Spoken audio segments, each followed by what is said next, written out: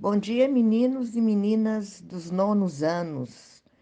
Hoje vou explicar o tema da segunda semana do PET 3, que é o dia que durou 21 anos, a ditadura civil-militar brasileira. Nós iremos aprender os processos que levaram ao golpe de 1964 e a implantação da ditadura no Brasil.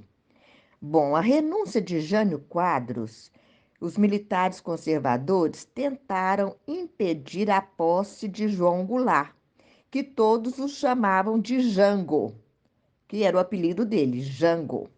Uma intensa campanha pela legalidade democrática forçou o recuo dos militares golpistas que aceitaram a proposta do Congresso Nacional de uma emenda à Constituição, instaurando aqui, no Brasil, o parlamentarismo. O que é o parlamentarismo? É um sistema de governo em que o chefe de Estado é uma pessoa diferente do chefe de governo. Nesse sistema, o poder executivo é limitado pelo poder legislativo, o parlamento, e assim precisa do parlamento para governar. No caso aqui do Brasil, o presidente representava a nação e ao primeiro-ministro, chefe do parlamento, cabia as decisões de governo. O primeiro-ministro, na época, era Tancredo Neves, porém ele não conseguiu conciliar os grupos políticos e acabou renunciando ao cargo. Alguns setores da sociedade pressionavam pela antecipação do plebiscito que decidiria sobre o regime político do país. Em 1963, a população brasileira, então, decidiu pela volta do presidencialismo. João Goulart retornava, então, seus poderes de chefe de Estado e de governo. Plebiscito, todos vocês eu acho que sabem, é uma consulta ao povo antes de uma lei ser concluída, de modo a aprovar ou a rejeitar as opções propostas.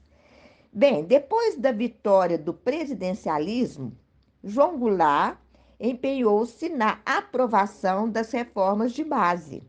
As reformas de base eram um conjunto de medidas que objetivavam reestruturar as instituições políticas, jurídicas e econômicas do país.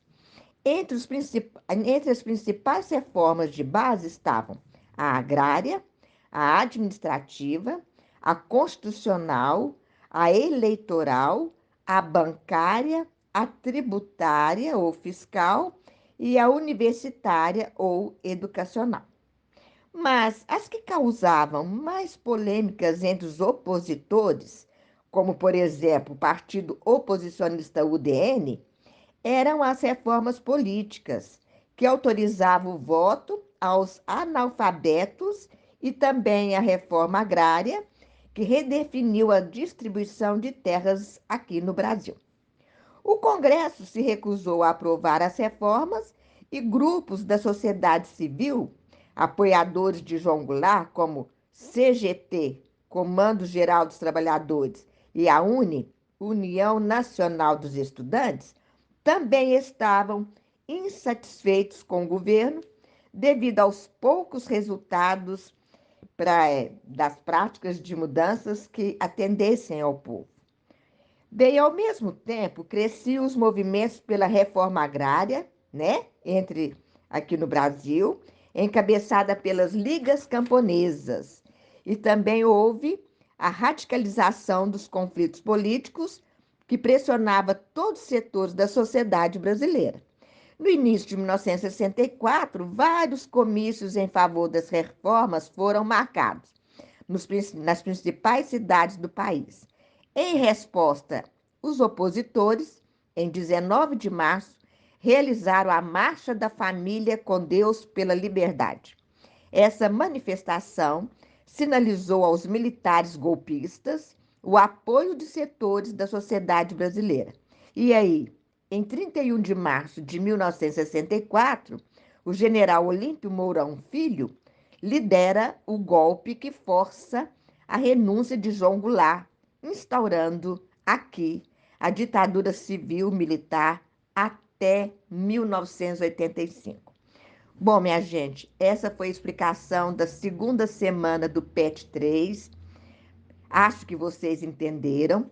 Se porventura vocês não entenderam, volte a escutar as minhas explicações para poderem realizar as atividades propostas nessa segunda semana do PET 3. Fiquem com Deus.